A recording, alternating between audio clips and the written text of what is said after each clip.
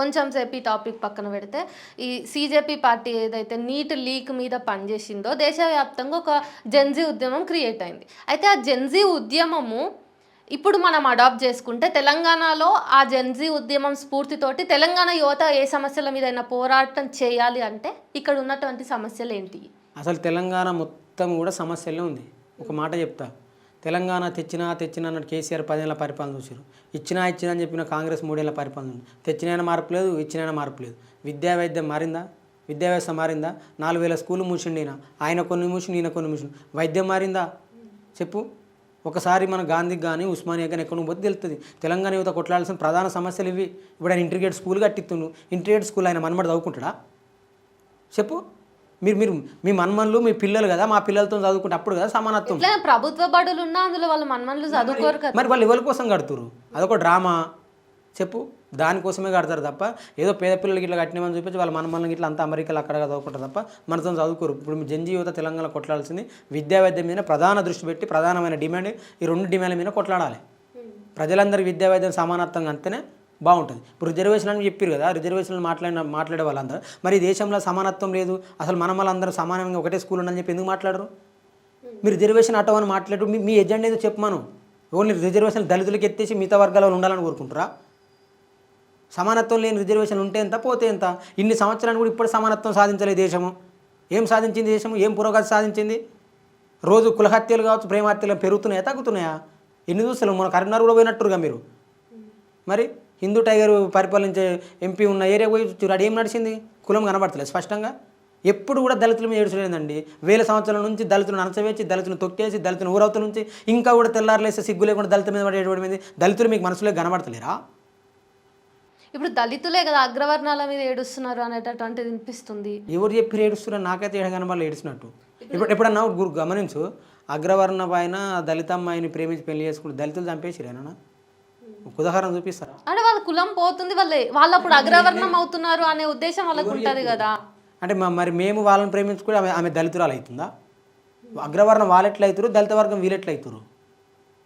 ఇది ఇచ్చేంతరం ముచ్చట కాదు గిట్లనా? అసలు ఈ దేశమే సమానత్వాన్ని కోరుకున్నట్టు ఎవడు కూడా ఈ దేశంలో మాకు కనబడతలేరు. సరే, ఒక కేసు చెప్తా నేను. ఇప్పుడు దళితుల్లో ఎవరైనా బాగా చదువుకొని మంచి ఉద్యోగం సంపాదించు, లేకపోతే రాజకీయ పరంగా ఏదో ఒక రకంగా వాళ్ళు ఆర్థికంగా చాలా గట్టిగా అయినారు అనుకోండి, వాళ్ళు స్థిరంగా అయిన తర్వాత వాళ్ళు అప్పటి వరకు సావాసం చేసినటువంటి సోదర దళితులు ఎవరిని కూడా వాళ్ళు పట్టించుకోరు. అప్పుడు వాళ్ళ బ్రెయిన్ కూడా, అంటే డబ్బులున్న దళిత మైండ్ సెట్ కూడా బ్రాహ్మణికల్గానో అగ్రవర్ణంగానో మారుతుంది. ఇది చాలా మంది చేస్తున్నటువంటి కంప్లైంట్. మరి ఇది దళితులకే రివర్స్ అవుతుంది కదా. అది అట్లా ఒకవేళ వాళ్ళతో ఒక ఆలోచిస్తే వాళ్ళంత మూర్ఖులు ఇంకెవడు ఉండడు. వాడు ఇంతసేపు మన దగ్గర ఉండి ఇప్పుడు అప్పర్ కమ్యూనిటీలకు ఫీల్ అయితే ఎవడేం చేస్తాడు దానికి? నా దృష్టిలో వాళ్ళైతే ఒక పిచ్చోళ్ళు అనుకుంటాను నేను. ఎవడైనా సరే, నేనైనా మీరైనా ఎవరైనా కూడా అట్లా ఆలోచించడం మూర్ఖుల చర్య. అది ఆలోచించడం పిచ్చోళ్ళ పని. అది మనిషి అంటూ ఎవడు అట్లా చేయొద్దని కోరుకుంటున్నా. మనమే నిన్నమని ఇక్కడనే ఉండి ఇప్పుడు ఆడిపోగానే ఎట్లా మారుతాం? అంటే డబ్బులు వచ్చినాయి కదా తప్ప అంటున్నా నేను. అది చాలా తప్ప అంట. మనిషి అట్లా కూడా ఉండొద్దు అంటనే. సరే, ఇప్పుడు రిజర్వేషన్స్ ఎందుకు ఉన్నాయి అనేది ఒకసారి మళ్ళీ మాట్లాడితే, రిజర్వేషన్స్ వల్ల ఉద్యోగాలు తెచ్చుకొని వాళ్ళు డబ్బులు వెనకేసుకోవడానికి రిజర్వేషన్స్ ఉన్నాయా, లేకపోతే రిజర్వేషన్స్కి ఇంకేమైనా లక్ష్యాలు కూడా ఉన్నాయా? అసలు రిజర్వేషన్ అని ఒక ఉద్యోగం పొందినోడు సమాజంలో సాంఘికంగా, ఆర్థికంగా, రాజకీయంగా కొద్దిగా బలపడవచ్చు తప్ప పూర్తి స్థాయిలో బలపడలే. అసలు ఉద్యోగం అంటే ఏం చెప్పు నాకు? ఉపాధి వాడు బతకనీకి ఎంత సంపాదిస్తాడు? నెలకు 6,000 సంపాదిస్తాడు. పెద్ద సంపాదిస్తారు, 6,000 సంపాదిస్తారు. కలెక్టర్ జీతం ఎంత? 60,000 కదా. చెప్పండి, ఏం సంపాదించారు?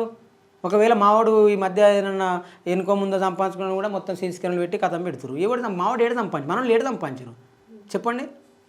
1000 కోట్ల సంపద వాళ్ళ దగ్గర ఉండి కనీసం ఉద్యోగాలకు రిజర్వేషన్లు వస్తే దాన్ని ఎట్లా జీర్ణించుకోరు? అసలు ఇటు మనిషినే ప్రేమిస్తలేడు కదా వాడు. రిజర్వేషన్ ఎట్లా ప్రేమిస్తాడు? ఫస్ట్ నీ మనిషే బతుకుద్దని కోరుకుంటుండు కదా వాడు. వాడిని ఇంకా కూడా నీది నువ్వేమిటోనరని అడిగేటప్పుడు నువ్వు మనిషిగా అని చెప్పి వాడిని ఎందుకు పలకరిస్తలేరు చెప్పండి? వాళ్ళకి ఇంత అహంకారం ఉంటుంది. అప్పర్ కమ్యూనిటీ వాళ్ళు, కింది వర్గాల వాళ్ళు, ఏజ్లో పెద్దోడైనా కూడా ఏం రే మళ్ళీగా విడిగిపోతున్నావురా ఇదేం పిలుచుడు? ఇంకా అట్లా పిలుస్తలేరా చెప్పు? వాళ్ళ ఎమ్మెల్యేలు, వాళ్ళ కొడుకులు ఎమ్మెల్యేలు, ఇప్పుడు పుట్టబోయే వాళ్ళ మన్మన్లు ఎమ్మెల్యేలు, వాళ్ళ మన్మన్లు మినిస్టర్లు. అంటే మా తాతలు ఓటర్లే, మేము ఓటర్లేం, ఇంకా ఓటర్లేనా? 80 కోట్ల మందికి రేషన్ ఇస్తుందని చెప్తుంది భారత ప్రభుత్వం. అంటే 80 కోట్ల మందిని 78 సంవత్సరాల నుంచి పేదవాళ్ళని చూస్తురా చెప్పండి? ఇంకెన్ని సంవత్సరాలు దేశాన్ని పేదరికంలో ఉంచుతారు? ఈ దేశాన్ని మొత్తం ధ్వంసం చేస్తుంది బ్రాహ్మణిజము, అప్పర్ కమ్యూనిటీ పాలక వర్గాలు తప్ప కింది వర్గాల వారు కారు. కింది వర్గాల వారు ఏడు ధ్వంసం చేసారు ఉదాహరణ చూపెట్టు. ఎంత అమాయకులు వాళ్ళు. అరే నీకేంద్రా, నువ్వేంద్రా గిట్ల బతున్నావు అంటే ఏం చేయమంటావే, మా అదృష్టం బాలే అంటాడు. అంటే మన అదృష్టంలో ముంచిపెట్టిరు వాడిని. ఇట్లే ఉంటుందా? 6th క్లాస్ వాడు ఇజ్రాయెల్ టెక్నాలజీలో 6th క్లాస్ వాడు కనిపెట్టిన టెక్నాలజీని భారతదేశంగా ఉంటుంది. అంతకంటే గొప్ప తెలుగు ఉన్నోళ్ళు అంటారని వాడుకట్లరు. మరి వాళ్ళ తెలుగుని స్వీకరించిందా? రిజర్వేషన్స్ ఉండటం వల్లనే బయటి ప్రపంచం మొత్తం భారతదేశం ముందు చూడట్లేదు, ఇక్కడ నిపుణత లేదు అంటుంది. రిజర్వేషన్ దేంట్లో? వానికి ఎగ్జామ్కే పోయేదంత వరకు పోయినాక కాదు కదా.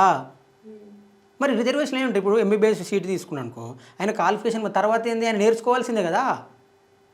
నేర్చుకోవడంలో మాకంటే మించిన వాళ్ళు ఉంటారు ఎవడన్నా.